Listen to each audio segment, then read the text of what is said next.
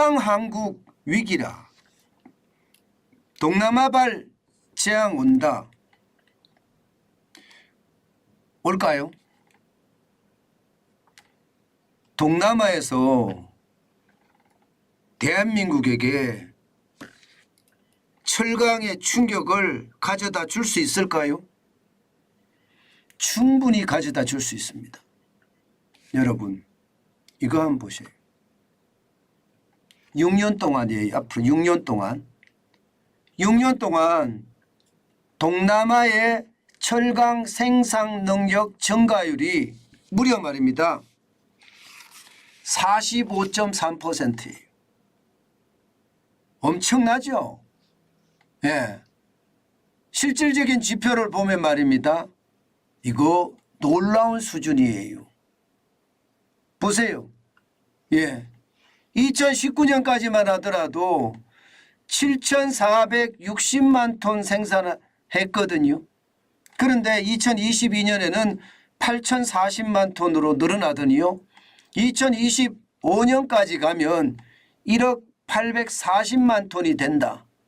그래서 6년 동안에 45.3%가 늘어나고요. 3,380만 톤이 늘어난다는 이야기예요. 이야, 진짜 장난 아니죠? 예. 동남아의 철강 생산 능력이 굉장히 빨리 지금 올라온다는 뜻입니다. 당장 말입니다. 말레이시아만 하더라도 철강업체가 이스턴 스틸이라고 있거든요. 여기 같은 경우는 중국에 쉽게 말하면 업체하고 합작한 회사입니다. 여기는요 이번에 새로 고려를 드립니다. 그래서 철강 생산 능력을 조강 기준입니다. 연 70만 톤에서 270만 톤으로 대폭 늘립니다. 이렇게 되면 여러분 철강 생산 능력이 굉장히 뛰어나게 된다는 이야기죠. 이게 말레이시아만 이런 게 아니에요. 뭐 베트남도 마찬가지고요. 인도네시아도 마찬가지고요. 싱가포르도 마찬가지예요. 그러다 보니까 철강 생산 능력이 엄청나게 올라가게 됩니다. 문제는 이렇게 생산하잖아요. 그러면 아마 여러분들 몇 년 전에 철강 업체들이 줄줄이 망하는 거 보셨을 거예요. 그 당시에 철강이 워낙 과잉 생산해서 줄줄이 망했거든요. 지금 동남아가 이렇게 생산해 낸다고 하면 말입니다. 보시는 것처럼 철강 생산이 과잉이 돼서 또 줄줄이 망할 가능성 굉장히 높습니다. 굉장히 높습니다. 지금 보시면 2019년에 23억 6,300만 톤이었거든요. 그런데 2020년 이게 18억 7,800만 톤은 조강인데 이거는 빼겠습니다. 생산 능력으로 보겠습니다. 잘못 써놓은 겁니다. 24억 5,300만 톤이거든요. 늘어났잖아요. 그런데 2021년에 줄어듭니다. 24억 3,100만 톤으로 줄어들고요. 2022년에는 좀 늘어난다고 하지만 24억 5,900만 톤까지 늘어났습니다. 자, 이 와중에 말입니다. 철강이 얼마나 과잉 생산이 되느냐 그것을 보면 충격적입니다. 2019년까지만 하더라도 5억 3,500만 톤이 과잉 생산이 된 거예요. 그러면 여기저기다 덤핑을 하겠죠. 덤핑을 합니다. 2020년에도 5억 3천만 톤이 이게 과잉 생산이 된 거고요. 2021년에는요 4억 6,500만 톤이 과잉 생산. 작년에도 5억 7,300만 톤이 과잉 생산이에요. 지금까지 이렇게 과잉 생산이 된 이유는 중국 때문이거든요. 중국이 무조건 말입니다. 쉽게 말하면 때려치워요. 그냥. 정부가 돈을 주니까 정부 돈 받아서 철강업체를 마구마구 지어버립니다. 그러니까 여러분 지금 보세요. 중국의 철강 생산량을 보면 어마무시하죠. 세계 생산량의 거의 50% 가까이 되지 않나요? 2022년 기준으로 보면 10억 1,300만 톤입니다. 예, 그런데 전 세계 철강 생산 능력입니다. 조강 생산량이 아니고 생산 능력이 이 정도인데 24억 5,900만 달러의 생산 능력을 가지고 있고요. 여기에다가 조강 생산 능력으로 따지면 조강 생산은 이제 생산 능력이라는 것은 전체 생산 능력을 나타내는 거고요. 조강은 실제 생산하는 걸 나타내는 겁니다. 거기에 따지면 50%가 넘습니다. 그러다 보니까 이게 너무 생산 과잉이 돼서 쉽게 말하면 수지 타산이 맞지 않는 겁니다. 수지 타산이. 예, 수지 타산이 맞지 않으니까 말입니다. 어떤 일이 벌어지느냐. 2021년과 2022년 사이를 보세요. 2021년에 10억 3,470만 톤 생산하던 것을 2022년에는 줄였습니다. 2.1%를. 2,140만 톤을 줄여서 10억 1,300만 톤으로 줄였어요. 그런데 이 와중에 말입니다. 동남아에서 또 엄청난 양이 생산이 된다 그러면 중국은 어떻게 될까요? 저는 중국 업체들도 덤핑하다가 결국은 수지 타산에 안 맞아서 줄줄이 무너지는 그런 사태가 벌어질 거라고 생각합니다. 미국에서도 그랬거든요. 뭐 디트로이트 같은 경우는 여러분도 알다시피 철강 단지들이 굉장히 많잖아요. 거기가 지금 일반적으로 러스트 디트로이트라는 표현을 쓸 정도로 녹선 디트로이트 이런 표현을 썼을 정도로 완전히 꼬꾸라졌거든요. 유럽도 꼬꾸라지고요. 중국이 저렇게까지 생산을 해버리니까 전 세계 철강이 다 꼬꾸라졌습니다. 2017년만 하더라도 중국이 8억 3,170만 톤이었는데 최대가 2021년이거든요. 10억 3,470만 톤 생산을 합니다. 그럼 동남아까지 가세를 하면 이게 어떻게 될까요? 재앙이 된다는 이야기입니다. 결국 시장에서는요. 동남아가 저렇게 되면 어마어마한 재앙이 오지 않겠느냐 이런 예상 지금 엄청나게 하고 있습니다. 당장 말입니다, 여러분. 당장 지금 보시면 거의 말입니다. 동남아가 이대로 가면 1억 840만 톤의 어떤 생산 능력을 가지게 되잖아요. 그렇게 되면 대한민국에게는 타격이 없을까요? 대한민국에는 저는 대한민국에게도 엄청난 타격이 올 거라고 생각합니다.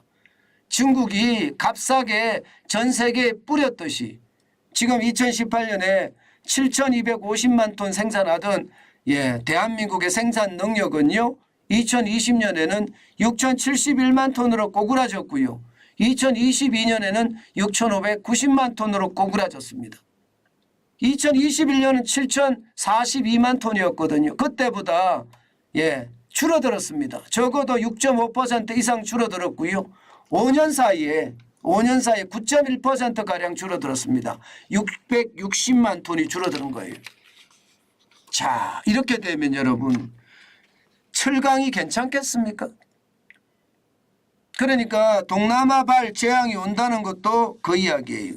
지금 포스코는요. 더 이상 생산 능력을 늘리지 않습니다.